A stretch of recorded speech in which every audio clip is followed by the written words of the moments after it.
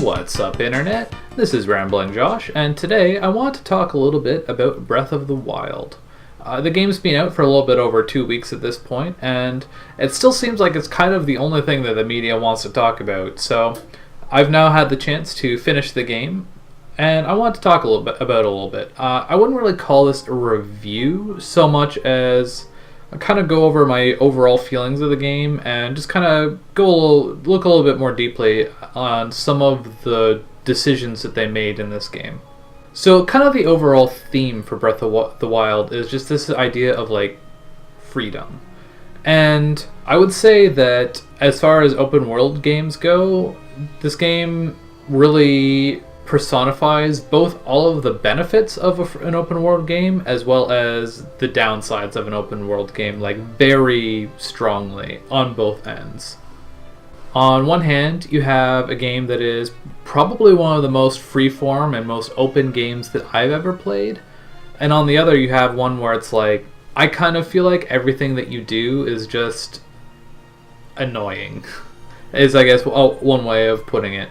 So you have this big open world that's just full of amazing things to discover, and just wandering around is really fun, and you can do anything in whatever order that you want, and even the moment-to-moment gameplay, the way that the physics and stuff work in this game is really cool. It's pretty much all of the puzzles have several different ways that you can solve them depending on how creative you want to get, and that's really refreshing to see, and that's far and away the strongest thing that this game has going for it.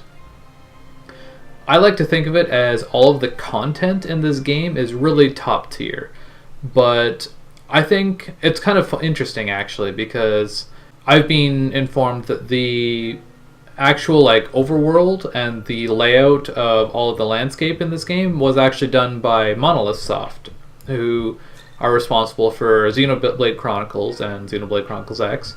And I kind of had the same feeling about Xenoblade Chronicles X, where that game is just so big and so open, and it's just so fun to explore and wander around and look at all the cool stuff. But actually interacting with it was a big pain in the butt. So, and that's very much what I feel about Breath of the Wild as well.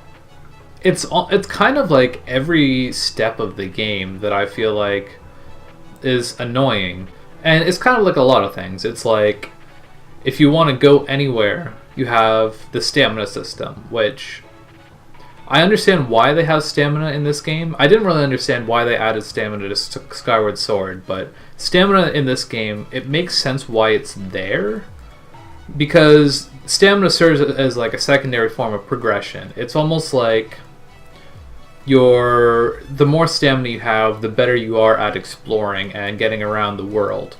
And that's really important in an open world game. So having that form of progression is really important, I think.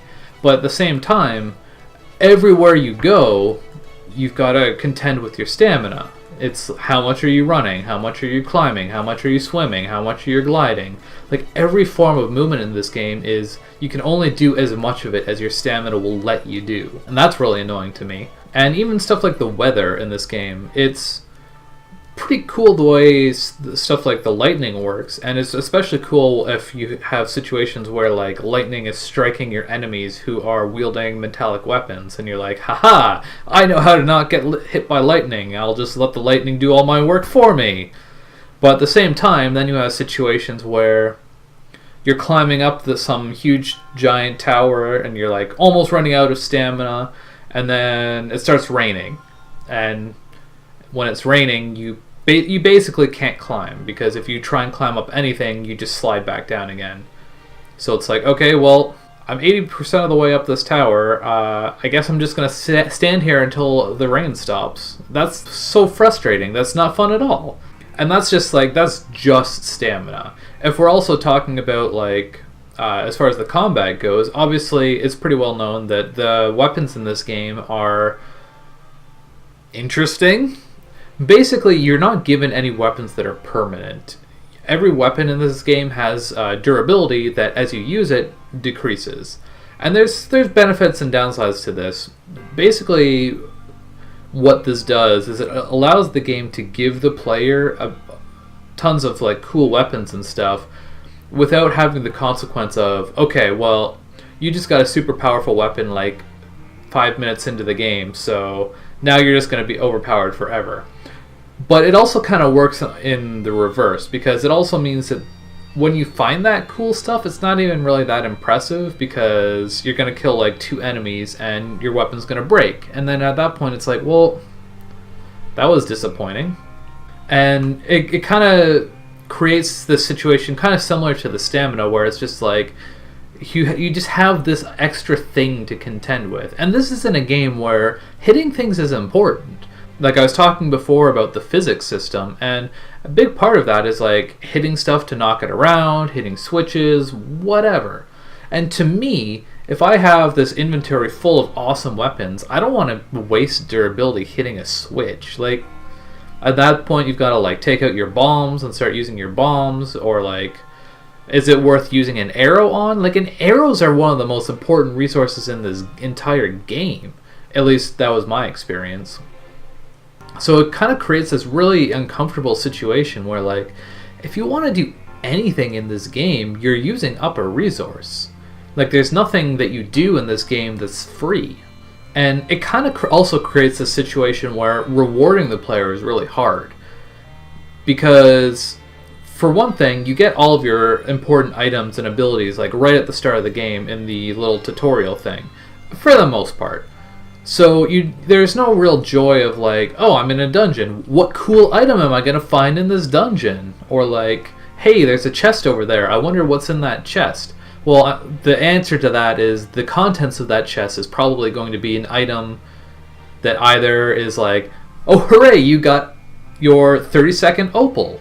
Or you got a weapon that you already have 3 copies of in your inventory. Or, hey, here's a cool sword that you actually do want to use, but guess what? Your inventory is full, so you've got to go through and choose which weapon to discard so you can open the chest again.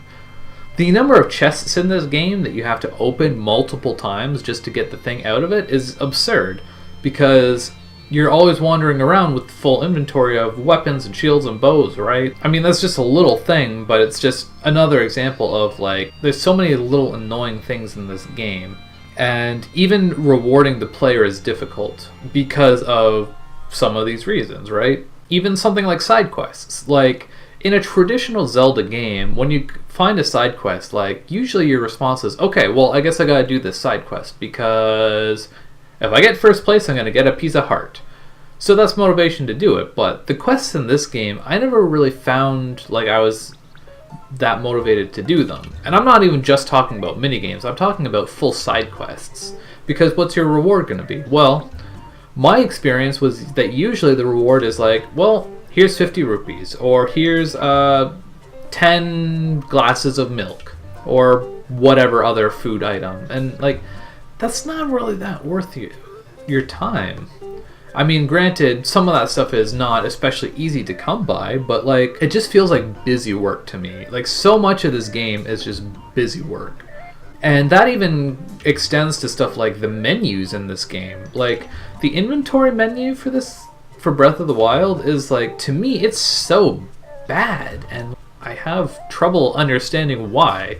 Like, if you're looking at the menu, it's very much based on, like, it's paged horizontally, and you get between the pages by moving the right thumbstick.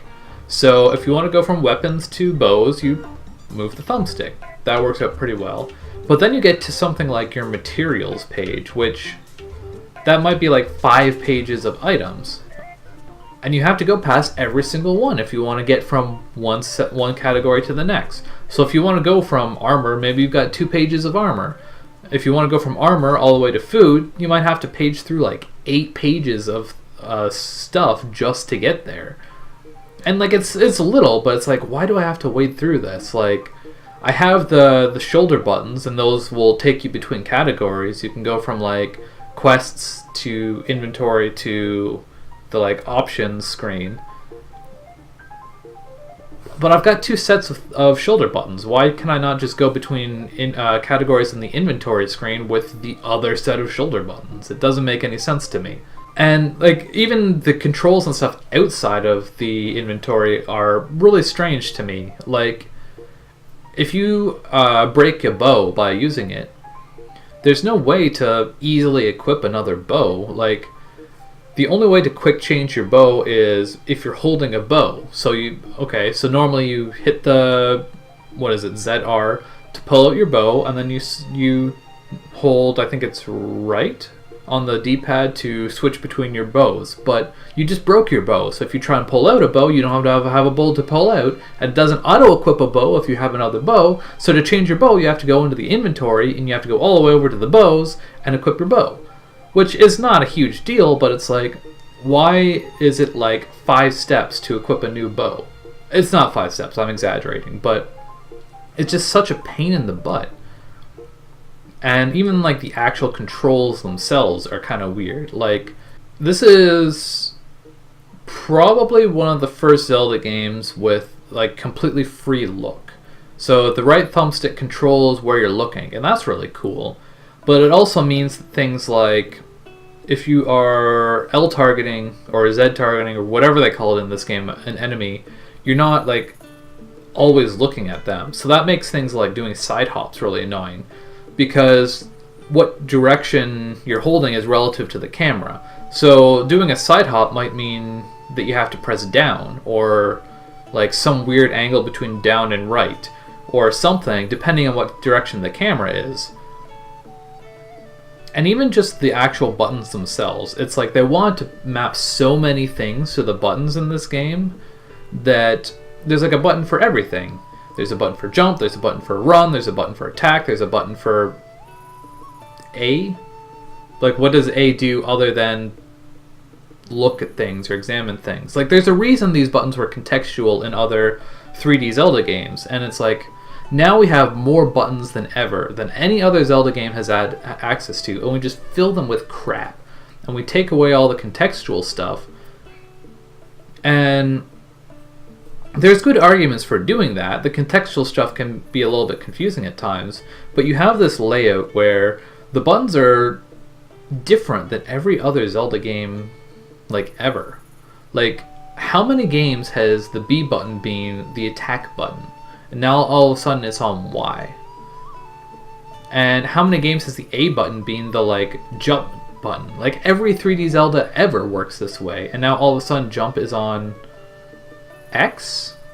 Or maybe B, depending on what you have it set up to. But it's like, it took me so long to get used to these controls that it's really frustrating.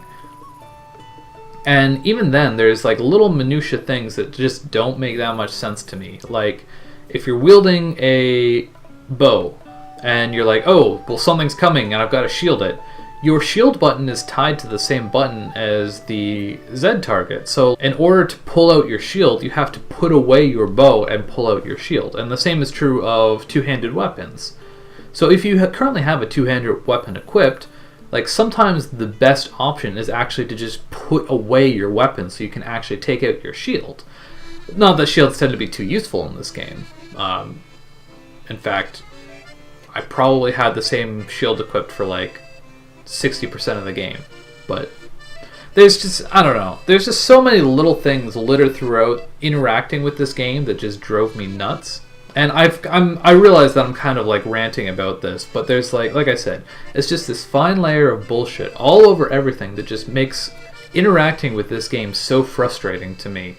It's like going anywhere or doing anything is this huge task, whether it's climbing up a mountain or, hey, I'm in this area that is on fire now, so guess what? I'm going to take constant damage and all the wooden items in my inventory are going to burst into flame, and, well, I guess I got to figure out how to protect myself against the elements now. And there's some layer of that that's cool, but it's just another thing adding on to this. This is just another thing that I have to care about. And I realize this kind of makes it sound like I don't like Breath of the Wild, which is not true. But it's also kind of frustrating to me because I see like everyone and their mother raving about this game, and this game has so many perfect scores online, and I'm like, when I think about Breath of the Wild, at this point, I have a hard time thinking of things other than all of these little complaints that I have. Because these are the most important things to get right in your game. User experience is everything. And yet it's like the main thing that, in my opinion, they get so wrong about this game. Like, this game has so many cool things in it. Just wandering around and finding random things is so rewarding. Like, the shrines in this game are so fun. Solving the physics puzzles in this game is so fun. The dungeons in this game are so fun. And like, sure, okay, so there's 900 Korok seeds in the game, and the chances that you're ever going to find all of them are pretty low.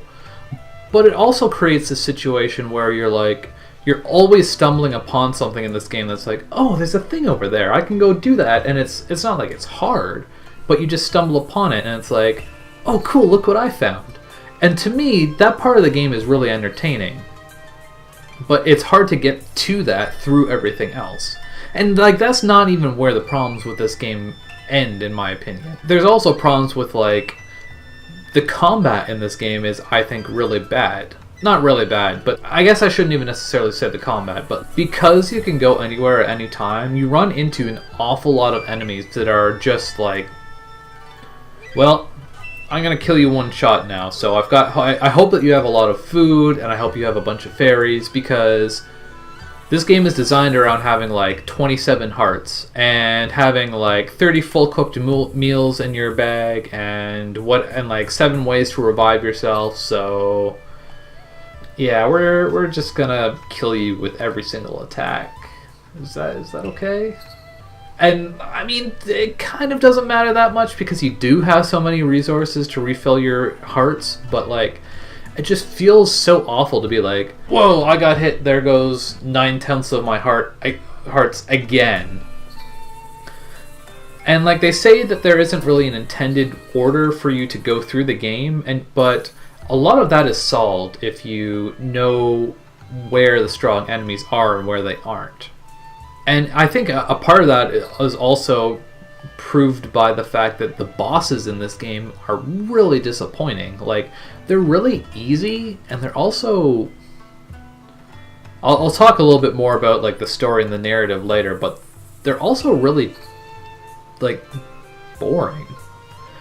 Like, I'm used to Zelda bosses being like big, like, terrific creatures that you're like intimidated by, but the bosses in this game, without spoiling anything, they're just not that.